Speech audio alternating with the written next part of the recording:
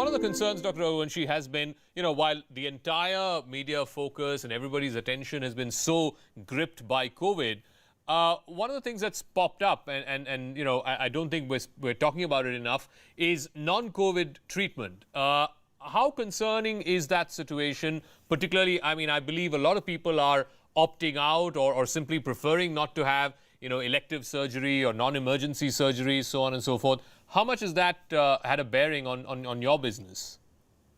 Yeah, so to start with, I think there was a massive fear for patients to come to the hospital. And then there were logistic challenges for people to get to the hospitals as well. So most of the people who required chronic treatments like chemotherapy, radiation, dialysis, etc., those patients suffered a lot. And as you know, that if you delay such treatments, actually the outcome becomes poorer. So that was a big concern. The first month of the lockdown, we saw the numbers going down very, very significantly, so much so that our occupancy levels came down to about 25%. But that has gradually started increasing. A lot of measures, just like what was being spoken about in hospitality, a lot of measures to support the cross-contamination should not happen, and visible confidence-building measures for these patients who come to the hospital, like segregating them from the entry itself, and all the staff being in protective gear, and treating that every patient is a potential victim or a patient. So with that, I think things have started resuming to a bit normal. I would say normal, but a kind of a new way of handling patients in the hospital. All right, let me go back to A.D. Singh. Part of the in-dining experience, Mr. Singh, was about, meeting people, socializing, just generally having a good time, right? Clearly, until a vaccine comes along, and God knows when that's going to happen, maybe a year from now, people are going to be wary about, meeting in big gangs or coming out to places where there are large groups of crowds. How may the experience of socializing / in-dining experience itself change once your restaurants are up and running for people from the customer point of view?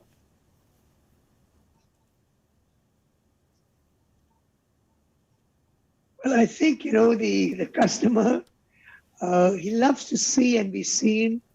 We are all social animals. We enjoy going out, meeting friends, family, bumping into new people, bumping into old friends. There's no doubt that at our restaurants, the numbers will have to be halved at least. For example, I don't know if you know, Zakka, in Bombay, my Olive is now in its 20th year. And that's largely, I think, due to our Thursday bar night.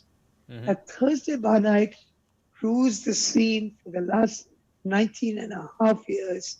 It's jam-packed, everybody comes. It's a great way for new people to get to see the restaurant, get to know us, come back again. All that we will be stopping for now. Yeah. We'll be having people only on tables. So there's a level of socializing, looking, seeing, and being seen. But we have to be careful. As Mr. Raghuvandhi will share, of course, today it's very difficult to get to a hospital for anything at all. So we all have to make sure that risks are minimized.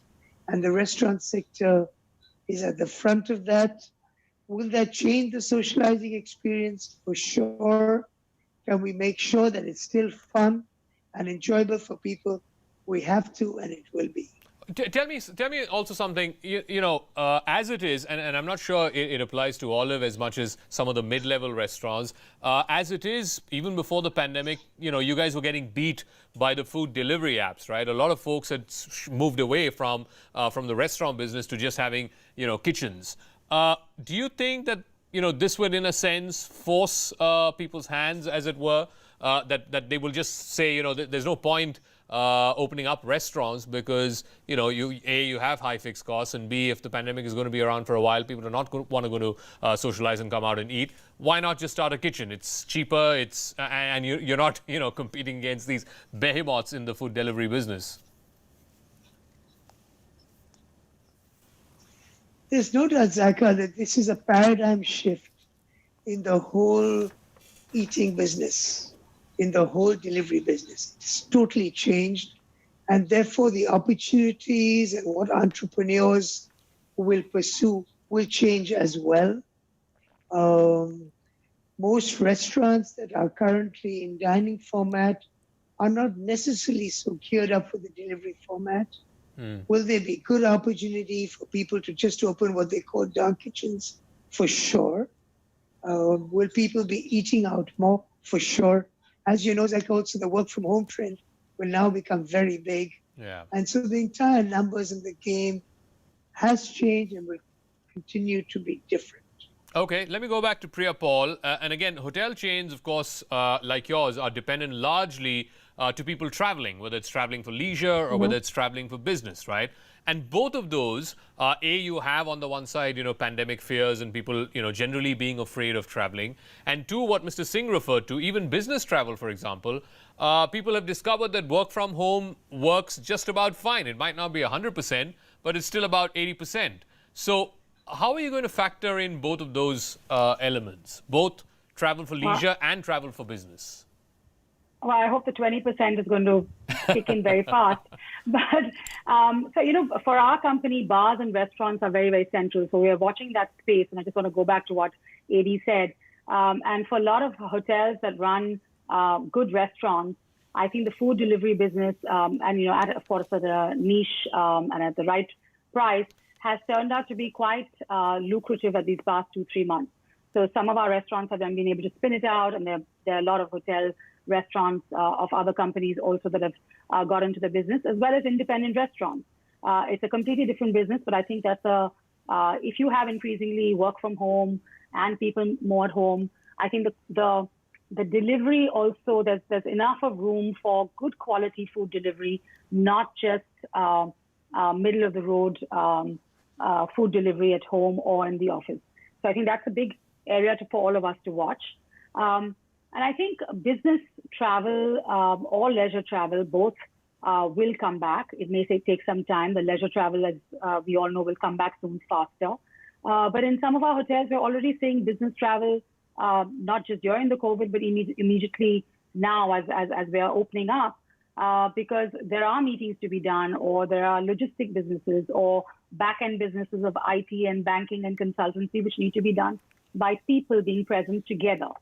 So there will be new types of business for all of us. And until, as Arjun said, until we get a virus and get things organized, it will not be to the same scale. And of course, we have restrictions on, say, weddings. Weddings can only be 50 people and below.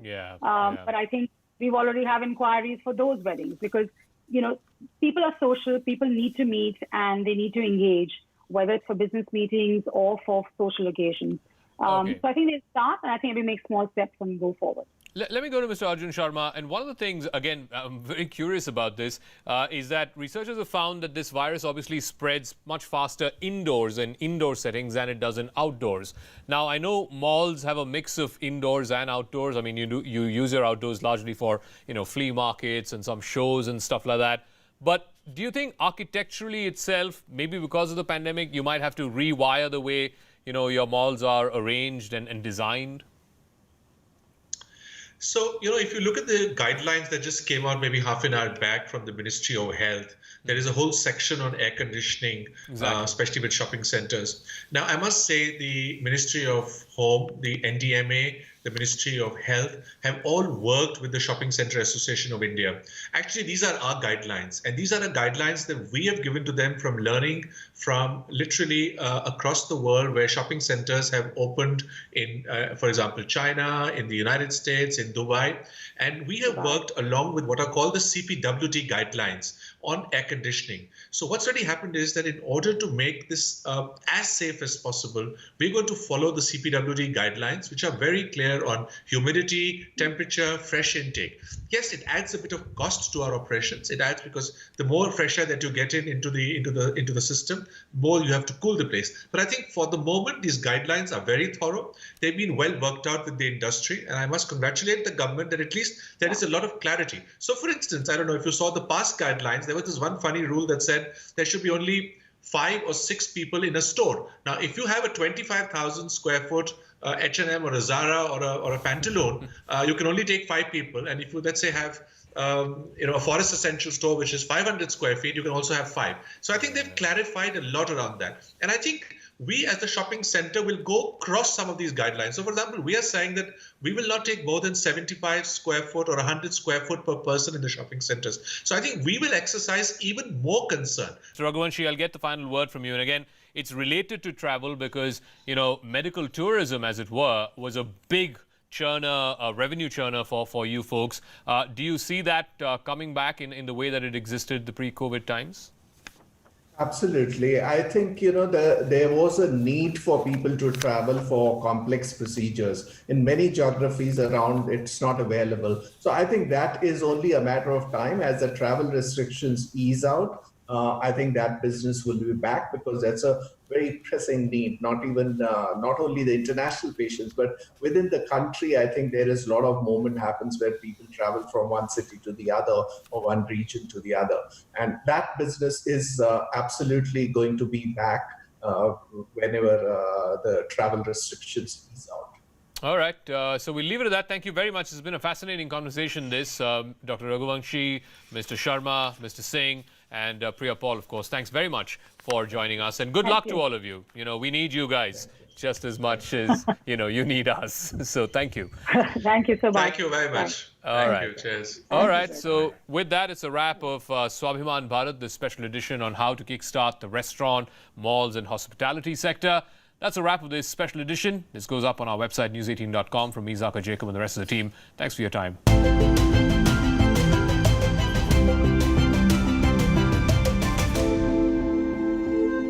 And we will